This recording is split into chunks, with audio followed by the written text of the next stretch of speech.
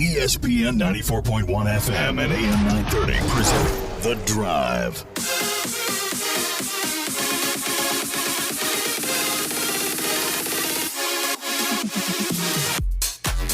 It is Friday, June 11th. Your drive begins now on ESPN 94.1 and AM 930. I'm your host, Paul Swann. You can be a part of the program by calling the White Claw phone lines at 877-420-TALK.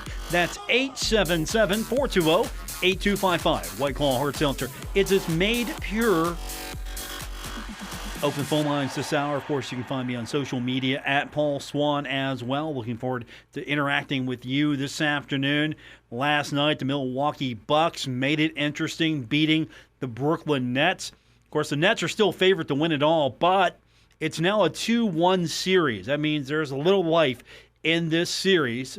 Good game, 86-83 win. I'm not sold just yet that the Bucks are going to make it a serious run here, but there is at least a kink in the armor now for the Brooklyn Nets. Kevin Durant, though, still doing Kevin Durant things, leading the way with 30 points for Brooklyn. Kyrie Irving had 22, and on the other side of the ball, Giannis had 33. He's doing his things. Kevin Durant's doing Kevin Durant things. And, of course, the Utah Jazz. The Jazz are still doing it. Jazz last night, 117-111 victory over the Clippers. It's going to be a sad, sad summer in L.A. The Lakers are out. Now the Clippers are down 2-0. The Jazz led in this one as many as 21 points. The Clippers did throw sort of a comeback effort at this. Wasn't enough, however. Can you imagine if you're in L.A., you've got the Lakers. They're going to win it all. Nope, not going to happen. You got the Clippers. All right, we'll root for the Clip. Nope, not going to happen here. I don't know what this NBA final is going to look like here, but could you imagine the Jazz? Can you imagine the Jazz in this thing? Could you imagine the Phoenix Suns in the finals here? Could you imagine that? It could happen. So that's what you got for your NBA. And, of course, the Stanley Cup playoff semifinals are set. The Vegas Golden Knights beating the Colorado Avalanche 6-3, winning that series in 6 games. So now you've got the Golden Knights taking on the Montreal Canadiens in one semifinal. Then you've got the Islanders taking on Tampa Bay in the other. So your possibilities are a Montreal-New York matchup in the finals, a Montreal-Tampa Bay matchup in the finals, a Vegas-New York matchup in the finals, or a Vegas-Tampa Bay matchup in the finals. Right now, which grouping is NBC Sports Network hoping for? Which grouping is the NHL hoping for? Now, with the New York Islanders, you at least get modern-day New Yorker watching this thing, right? If you get Vegas, okay, there might be some interest with Vegas there. I don't know.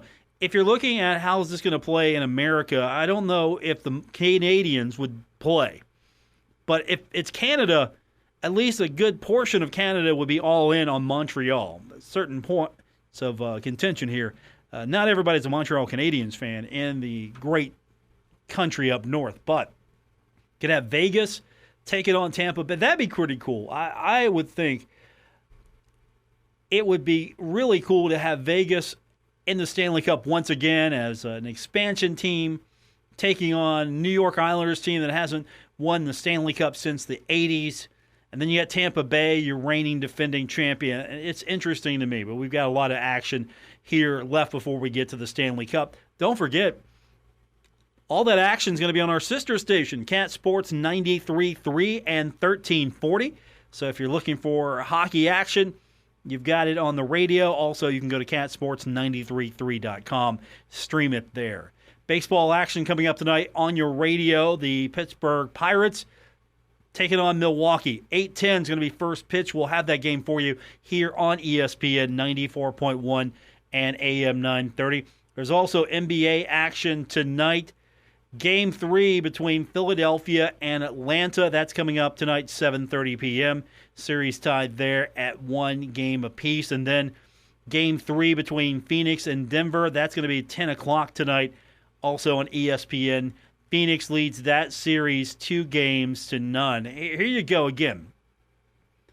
Philadelphia and Atlanta, okay, those would be some interesting teams in the NBA. Then you have Phoenix at Denver. I'm thinking Phoenix, the Suns, more interesting to me. Possibility. I mean, Brooklyn, Phoenix. What if it's Brooklyn, Phoenix in the final? What about that? Are you on board with that? It's going to be Brooklyn. Brooklyn's going to go to the final. You're just trying to figure out the team they're going to be playing. My money's on Phoenix right now. You can use that over there on FanDuel. That could be your bet on FanDuel. Just throw your promo code SWAN in if you haven't used that yet, and you can make a bet like that. Check it out. Get that app. Use that promo code SWAN, and it unlocks some things for you. You get some risk-free bet stuff. That's how it works. Use the promo code SWAN. They know that I sent you, and then that means you get like a risk-free bet. It's pretty cool how it works. All right, when we come back, we're going to get into what came out yesterday and what we've been following today. There seems to be a almost consensus now that we're going to see a 12-team college football playoff. How's that work? How exciting is that from a standpoint that now every conference has a legitimate shot? In a sense, every conference is going to be equal in regards to opportunity to a degree. Throw in Notre Dame as well, an entity upon itself. It wants to be independent. So what's this 12 playoff going to look like? What's this 12-team playoff going to look like? Do you like the possibilities that you could finally see?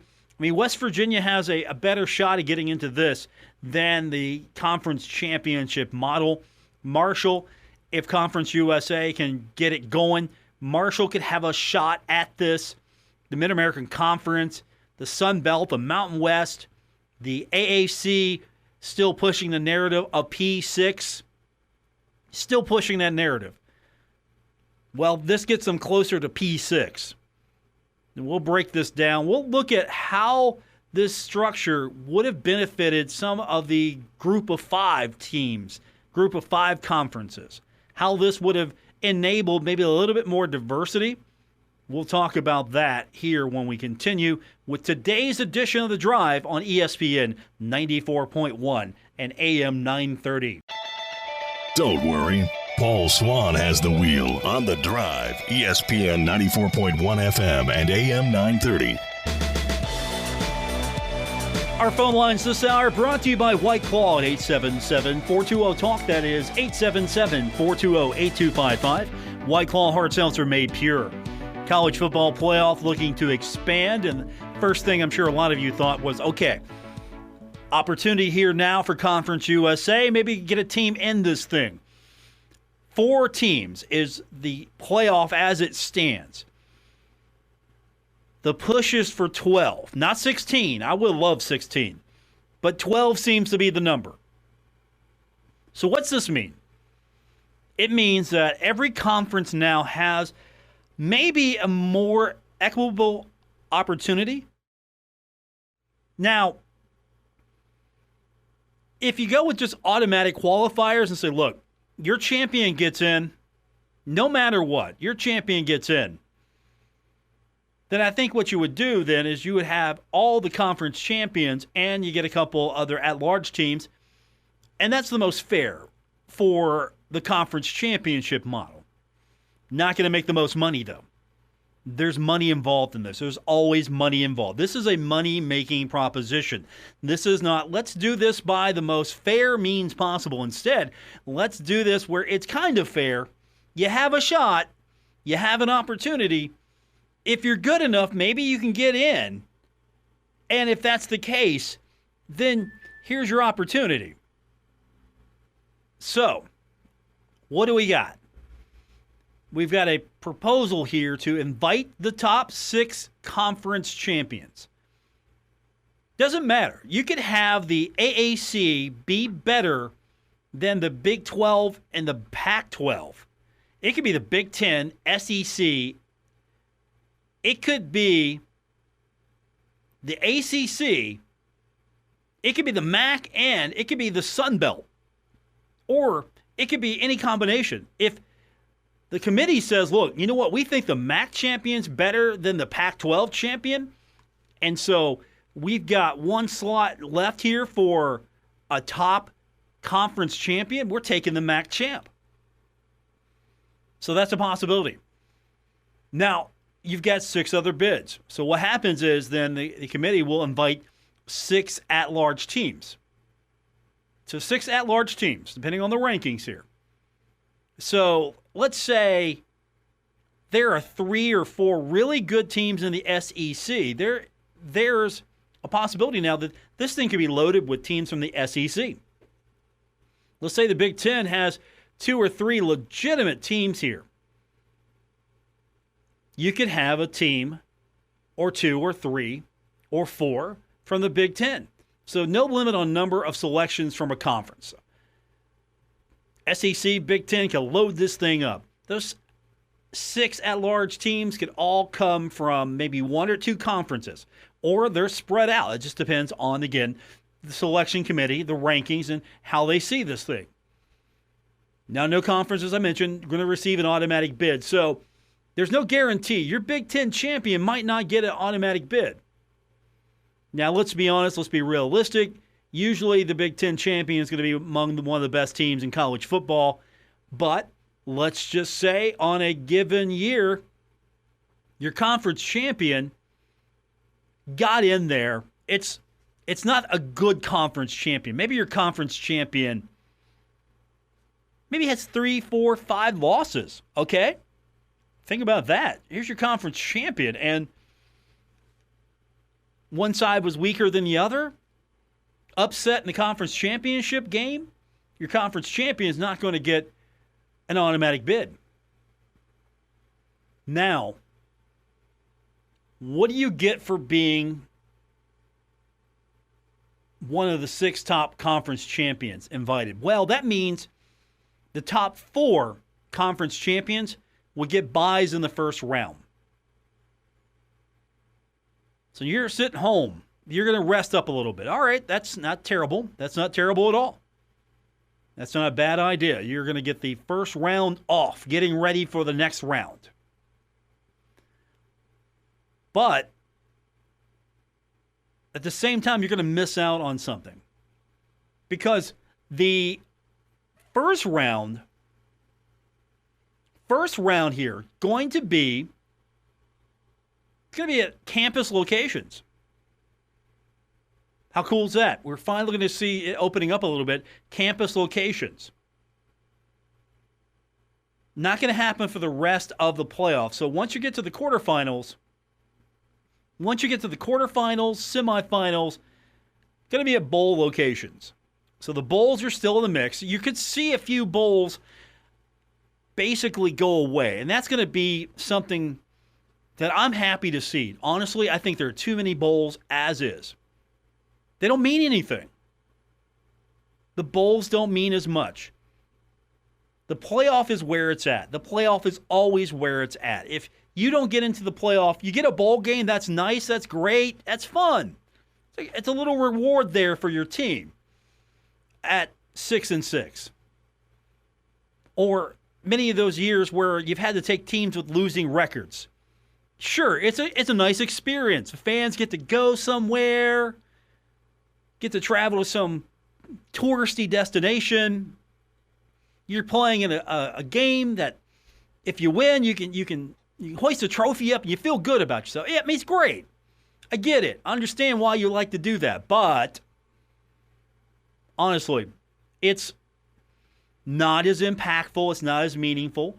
And now with the playoff means more. And of course, again, follow the money. I still think the playoff's going to make you more money than the bowl system. To get this thing to 16, I know there's going to be a lot of, well, why do we have bowls at this point? But with the 12, you can preserve some of the bowls. The New Year's 6 bowls are going to be around. That's going to happen. You're not losing those. Those are the major players, the granddaddy of them all, the Rose Bowl, the Orange Bowl, Fiesta Bowl. All the big bowls are going to be around because, well, They're major bowls, major venues, major matchups, right?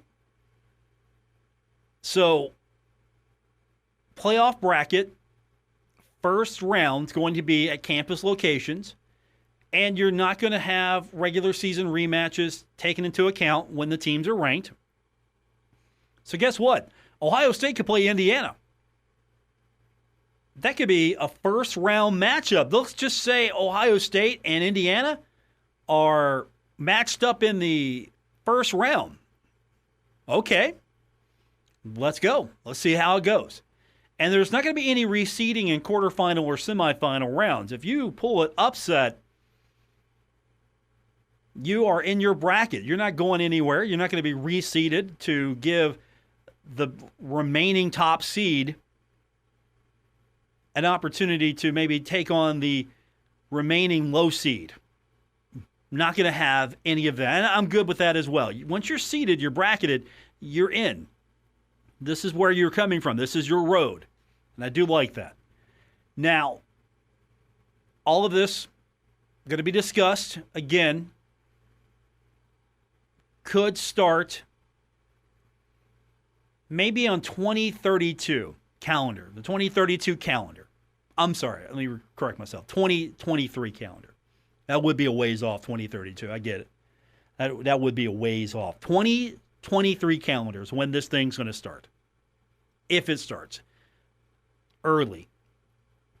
What's going to happen here? Well, one, you're going to see maybe a renegotiation of contract rights. Could ESPN be the sole media provider of this? Or would the college football playoff decide, look, we're going to throw this thing out here. We're going to spread it around a little bit. We're going to see how many partners we can get into. Let's get some more money around other providers, other networks. I mean, all of a sudden, Fox could get into this, right? Seriously, Fox get into this. Turner Sports could jump into this and like, you know what? We want a piece of this action here. NBC could jump into this. CBS could say, look, we're getting back into this here. We want to get a piece of this action. We've got some money freed up all of a sudden thanks to the SEC going elsewhere. We got some money here. We got some options here. That's all better for college football as far as the money's concerned. But again, it's going to cost more. This is going to go up. Your cable bill is going to go up.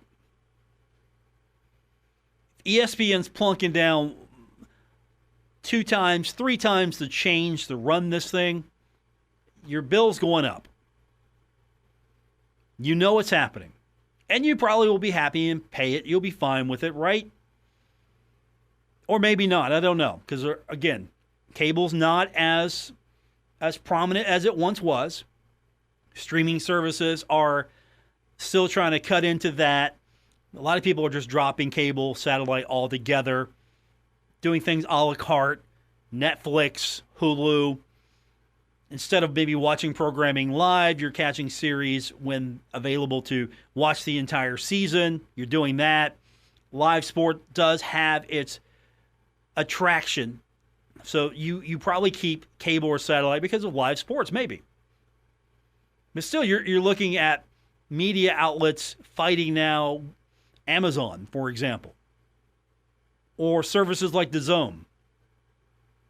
Services that are over. I mean, ESPN Plus right now has made it easy for me. Once hockey season starts, I'm going to get the out-of-market games right there. I'm going to get a lot of those there. I might not have to subscribe to ESPN. I'll get a lot of games that way. And, of course, Turner offering games as well. And so there are many ways this can go down as far as how this is spread out. But the reason here is money. You're not doing this because, you know what? We want to make it easier. Sure, it is going to be easier for more teams to get in because the argument is, okay, here it is again. Here's Ohio State. Here's Clemson. Here's Alabama again. Man, this is so great. Get to see Ohio State and Alabama once again. No, you want to have a little bit of variety. At the end of the day, the best team's going to win, or at least the best team at the moment is going to win. What you want to have a little variety. You want to have an opportunity. And this, to a degree, opens it up for other conferences to get a shot at this. Other conferences can finally say that there's a clear path to this because they're taking the 6 top conference championships. So that means at least one, call it group of 5, call it what you want. One group of 5 school, sorry AAC, there is no P6. The P6 does not exist. So every year you could have a mixture of maybe a Sun Belt team gets in, a Mountain West team gets in, a MAC team gets in, an AAC team gets in, or a Conference USA team gets in. There is that possibility. But this is going to be the top 6 conference champions. So maybe you could see a MAC and a Conference USA team get in if everything is ranked that way. We don't know. How would this playoff affected college football over the last 7 years? How have the playoff bids looked? I've got an interesting breakdown. Brett McMurphy broke it down. I'm going to look at it with you here when we continue on today's edition of The Drive on ESPN 94.1 and AM 930. Now, back to The Drive with Paul Swann on ESPN 94.1 FM and AM 930. Welcome back to the Friday, June 11th edition, The Drive on ESPN 94.1 and AM 930. We've been breaking down the proposed 12-team model for the college football playoff expansion. How would that have benefited some of the leagues here in the last few years? Well, Brett McMurphy did the legwork here. College football playoff bids by conference in past 7 years using proposed 12-team playoff format. Not surprising at the top. Coming in at number 1, the Big Ten with 20. Makes sense. Big Ten.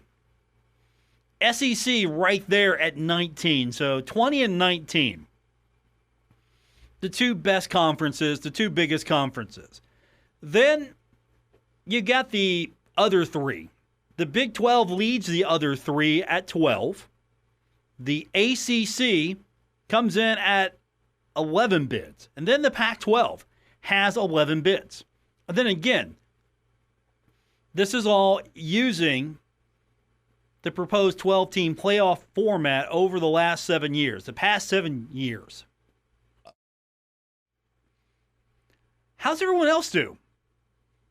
Well, then you've got the P6 school conference, the AAC. The P6ers come in at 5 bids. Okay, 5 bids for the P6.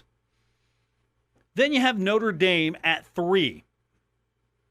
And then the Mid-American Conference has a bid.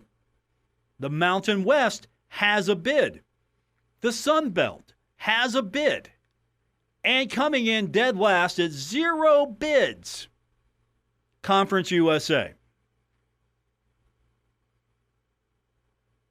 Not surprised. There have been a lot of close but no cigar matchups here. Strength of the conference, of course. Your conference champion, this is the strength of the conference. What's it mean to win Conference USA? What's the value in the overall scheme here? And again, this is just number of college football playoff bids by conference in past 7 years using proposed 12-team playoff format.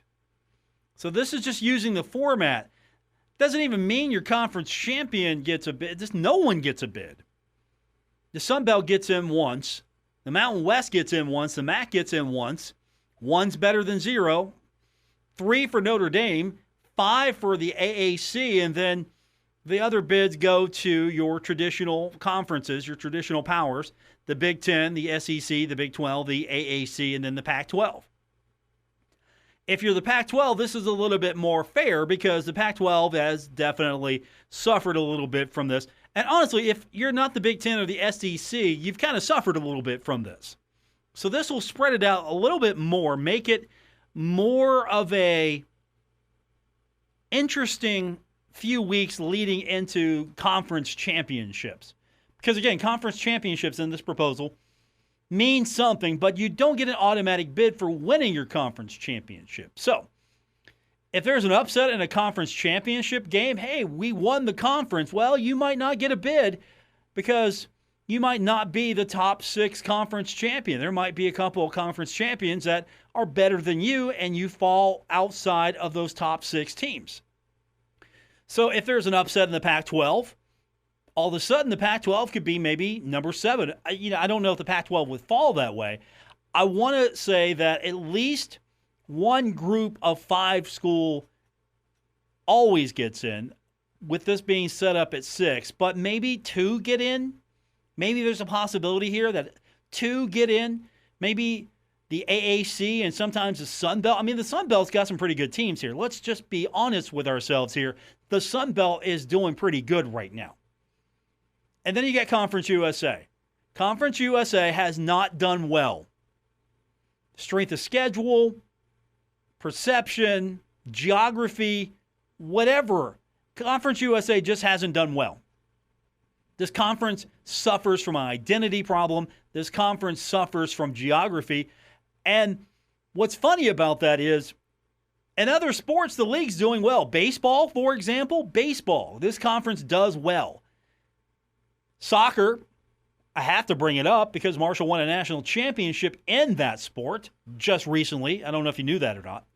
I have to bring that up because other sports, Marshall has a shot because the conference is a little stronger. Get a new baseball facility built, maybe Marshall's in that conversation for baseball. Right now, no conversation. Not in the discussion, no. But for football, all of a sudden, you can at least make an argument that you have an opportunity. If you play football for Marshall, you have an opportunity to get into the playoff. If you play for West Virginia, you have an opportunity to get into the playoff. It opens up the doors there. If you're Notre Dame has a better opportunity, but at the same time, Notre Dame would not, in this system, be able to get a first-round bye because conference champions, 6 top conference champions, get an invitation. Notre Dame has no such conference championship to play for. So Notre Dame will be playing in the first round. Maybe more than likely hosting in the first round. And that'd be fun.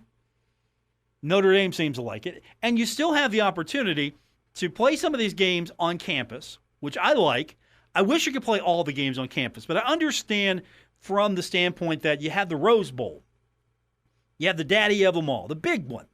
And you have all the other major bowls. You still throw those in the mix. And every game after the first round is going to be a neutral site, okay? A little bit more travel, a little bit more hustle, but those are going to be bigger venues. Those are going to be neutral locations. Those are going to be your traditional bowl games, your major bowls. It's college football. I get it. We're going to see some bowls go away. Happy to see that. Love that. I hope that more bowls go away as we focus on this a little bit more, and maybe eventually we could see this expand. This would be, if you could get to, now, I understand there are a lot of teams that end the season pretty happy because they can hold up a trophy. Those teams can hold up a trophy. Hey, we won the bowl game. Okay, that's nice. But at the same time here, I truly believe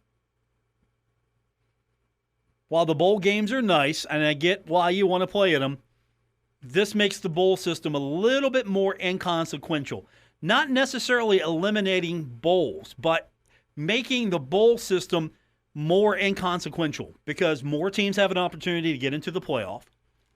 And that means you're going to have more bowls grabbing at a few more maybe not as desirable teams? I don't know. Everybody's team is desirable to somebody, right? If you root for a team, that's your team. I get it. But with this system, I think we need to trim the bowl system back a little bit because the bowls don't mean anything other than the team that wins gets a trophy, its players feel good about the season, you're working towards something, you get to stay engaged with your team during the ramp up to the bowl. But at the end of the day, does anyone care about which bowl championship you won in the grand scheme of things? It's nice. Hey, look, here are all the bowls we've won. That's great. How many national championships have you won? 0. That's the trophy we care about. That's the title we care about. The bowls are great. They're entertaining sometimes, but I hope to see some contraction here because, honestly, if the bowl system had fewer teams and better matchups, I'd be more engaged. Instead, we have more matchups, bad matchups. It's filling programming for ESPN, and I get it. I totally get it. But just because you're filling program doesn't mean it's good programming. Wrapping it up when we continue, today's edition of The Drive is on ESPN 94.1 and AM 930. Buckle up. Paul Swann has the wheel on The Drive, ESPN 94.1 FM and AM 930. We're wrapping up today's edition of The Drive on ESPN 94.1 and AM 930. If you haven't done so just yet, great opportunity for you to subscribe to our podcast. You can find it on Apple Podcasts, Spotify, Stitcher Radio. Wherever you get your podcast is where you're going to find The Drive with Paul Swann. And if you're subscribing on Apple Podcast, make sure 5-star review, please. 5-star review, help more people discover the show. I really would appreciate it. And while we're doing all of that, you can find me on Twitter at Paul Swann. Also, you can find us on Facebook. We've got a group. We got a page. We got a group. The page is The Drive with Paul Swann. From there, you've got a link on the group tab. You can just click on through to that, and you can join the group. Now, what's the difference between the page and the group? Well, the page is going to be basically stuff that I'm announcing, things that I'm posting. The group, however, is going to be your opportunity to start talking about things I've talked about on the show, things that maybe you agree with, disagree with, things you'd like me to touch on, things that you'd like me to talk about, some topics that maybe I don't know about just yet that you'd like to bring to the forefront. It's a group made of you interacting with fans of the show, and I hope that you start taking advantage of it. You've got a great opportunity to really be a part of something. I hope you can find a few minutes when you're on social media, when you're doing your doom scroll, just search out some of those pages, start following a little bit. It gives us more opportunity to interact with you and do more with you and grow the show. And, of course, anything that you can do to help me helps me do stuff more for you. So I think it's kind of a give and take. You know, that gives me more ability. It gives you more opportunity. You can be a part of the show. You can reach out. And, of course, you can always listen, of course, every day, Monday through Friday, right here, 506 on ESPN 94.1 and AM 930. Because I'm not sure yet what I'm going to do. We've got Twitter right now, which there's the audio spaces that I want to use. I want to use that with you. So I want to come up with maybe some things that we can talk about separate from the show. And it'll be an opportunity for you to get on stage. Also, Facebook is going to be opening up some audio opportunities soon. So I really want to start taking advantage of that when that happens. And I want to be right there at the forefront with you. And I need your help to make that happen. And honestly, the audio space is kind of getting really crazy. I was telling you about Clubhouse a few months ago, and I'm still playing on that a little bit. I like the idea of Facebook and Twitter, though, because that's where you're at right now. Clubhouse is still new, but audio, trust me, are we all tired of Zoom calls and video calls? Audio is going to be really where it's at here for a long time to come. So opportunity for you to be a part of it, direct some of what we do, because this is also about you. So everything that we're doing, it comes back to you. There is a you component to it. So if you would do so, I would appreciate it. On Twitter, at Paul Swann, Facebook, The Drive with Paul Swann. The more you help me grow, the more cool things I can do, and I think it's a win-win for all of us. So I appreciate you following along and subscribing to the podcast and doing everything you do for me. Again, always overwhelmed and blown away by the positive responses I get from you, so I do appreciate it. We're about done. Baseball coming up tonight here on ESPN 94.1 and AM 930. It's going to be Pittsburgh at Milwaukee. 8:10 going to be first pitch, so we're going to be a little bit later in the evening with that. Stay tuned for baseball action. We'll have the Pirates all weekend long right here on ESPN 94.1 and AM 930.